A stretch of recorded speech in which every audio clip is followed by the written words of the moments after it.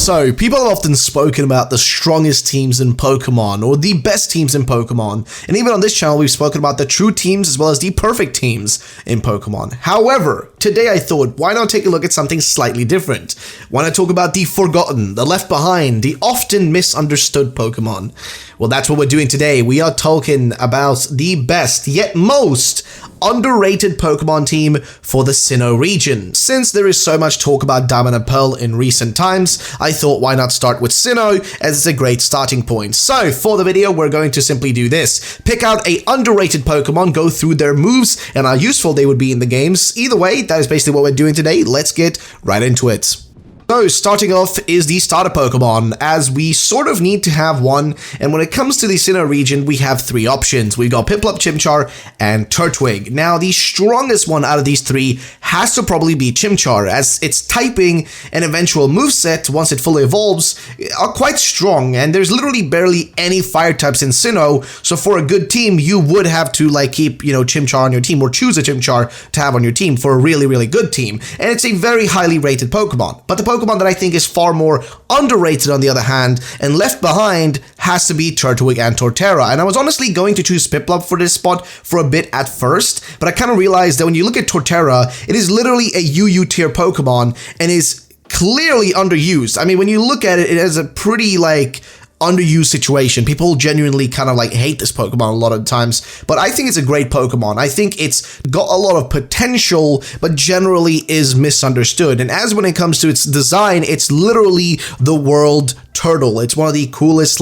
mythological type of fantasy creatures ever. So I'm a big fan of it in that sense. Now, as for the moveset on Torterra, here's how we would do it. Move 1 would be Synthesis. Now, of course, you would need this, as it would just be useful as a way to kind of get some HP back, as Torterra in this situation would be a very kind of tanky kind of Pokemon, so to say. Then Earthquake, as it comes in handy with the stab, so just useful. Earthquake is always a good move to have. Then you've got move 3, which is Woodhammer, which again, stab, it's perfect, it works out well for you. And then finishing it off with Stealth Rocks. So yeah, Stealth Rocks are just useful in case you want to do a little bit of setting up. Now, again, it depends on how you want to play it, but I think Stealth Rocks are just useful to have on Torterra in general. So again, this is just one of those Pokemon that's just bulky and heavily underused and underappreciated. So that's the starter. Let's go to the next one. Oh, the next one in the team is Bibarel, and this one's pretty straightforward, as it hands down has to be one of the best HM Pokemon, and it comes super handy on your journey through the Sinnoh region.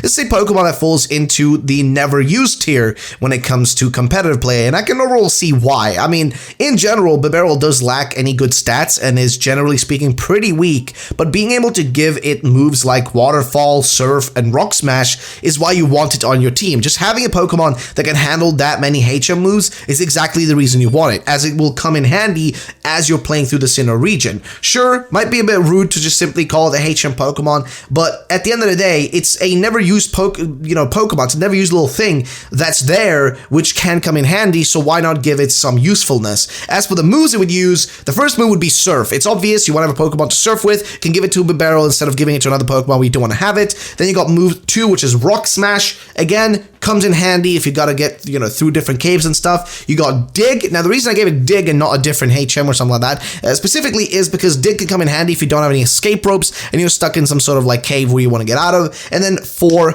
is Waterfall. So Waterfall, again, useful move, as you will be forced to use it in several parts of the Sinnoh region. Next up, we are adding another thick boy to our team, and in this case, it is Abomasnow. This guy is often overlooked and forgotten of a Pokemon, but in Sinnoh, it can come in super handy. I mean, it is based on the Abominable Snowman and is a large and kind of awesome grass ice type Pokemon. It is, again, often forgotten, but it does come with an Omega evolution in future generations, which is a great opportunity for a remake of Diamond and Pearl to introduce those Megas into the game again and have us use this Pokemon. I think would be perfect, but generally speaking, it actually has also pretty great attack stats, as well as 2 typings which allow for some great stab moves. It does lack in overall stats though, as it's very, very slow of a Pokemon, but I think beyond that, if you look past that as an issue, this is a pretty awesome Pokemon, and considering that one of the biggest obstacles in Diamond and Pearl is Cynthia and her Garchomp and stuff, having this Pokemon as an ice typing,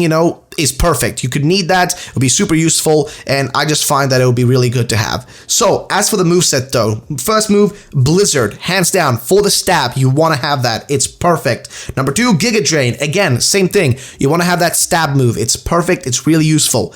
Number 3, Earthquake. Just an overall handy move to have. Not really too special or anything, just good to have in case. And move 4, Ice Shard. Again, another stab move, useful in case Blizzard is out of PP or etc. So just useful to have on your team. Now next, I was stuck on a choice between Luxray and Magnezone, as I find that they are both overlooked and underrated Pokemon. Sure, Luxray is slightly more known, but I still find that it's heavily underrated compared to most other electric types. But for the sake of my own mind, I think Luxray takes it home in this situation. I mean, this Pokemon is amazing and just awesome looking. Its design looks great, it brings like loads to the team as well, as it has great attack power as well as just being a pretty decent Pokemon in general. So why not use it? You know, why not use it on the team when it is generally good? So what moves would we go for then? Well, we'd probably go for a choice banded kind of run here. We'd go probably with Spark on it, with of course the choice band coming in handy there.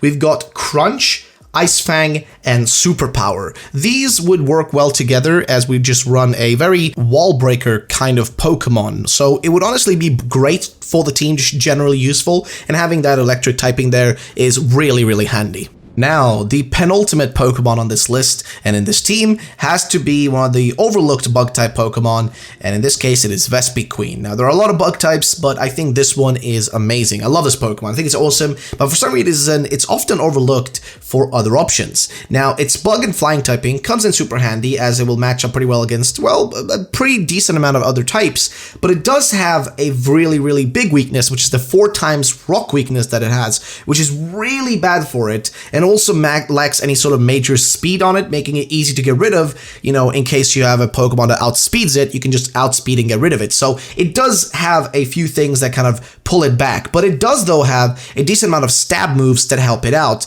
In this case, we have a great Smogon moveset that should work. Move 1 would be Attack Order, which is pretty much a must on Vespiqueen. Number 2 would be Toxic, which again comes in really handy if you want to set up a little bit of poison on the enemies. Then you've got 3, which is Roost, again, useful if you just want to keep resetting yourself and making sure it doesn't actually faint. And then Substitute, in case you want to do all this in this order. It's honestly a pretty strong Pokemon, to be frankly honest, and often very much overlooked. And so now we are on the final Pokemon for this team, and it's going to be Miss Maggies. Now, yes, it is far less of an underrated Pokemon compared to the other ones I would say on this list, but I felt we needed a ghost type on the team, and in this case, we have Miss Maggies as a decent option. It does have some horrible stats on it, but it does come in with a handy speed stat and special stat. Like, those are actually pretty decent, making it a really good special attacker to use. So what would the, actual Miss Maggies look like in terms of its moveset? Well, here's what it would have. Move 1 would be Shadow Ball for the stab, of course, really useful.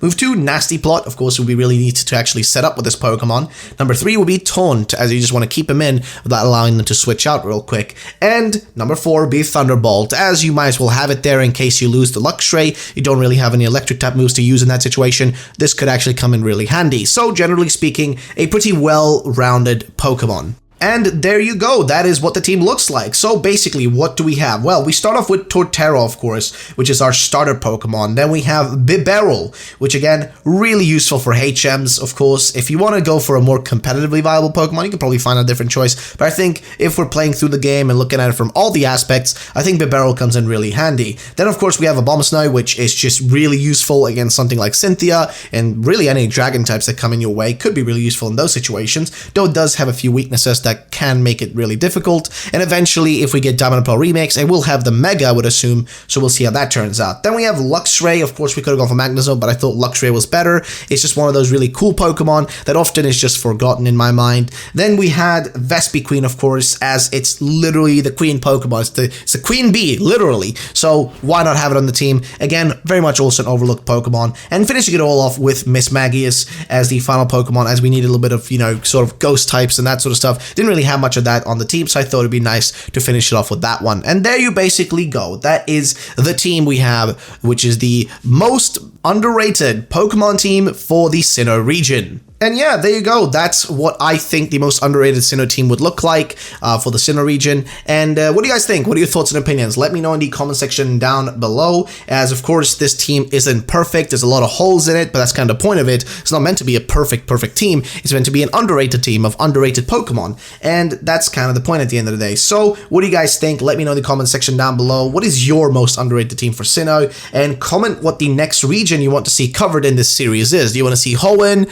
Kanto, Johto, Unova? Who do you want to see next for this series? Let me know in the comment section down below. And if we hit 1,500 likes, yes, 1,500 likes, I will do a overrated team for Sinnoh. If you guys want to see that video, the overrated team, most overrated team for the Sinnoh region, you can expect that if we hit the 1,500 likes goal, or in case in the future I have time to make it, which I definitely will. So thank you so much for watching. Have a great day, and bye-bye, ladies and gentlemen.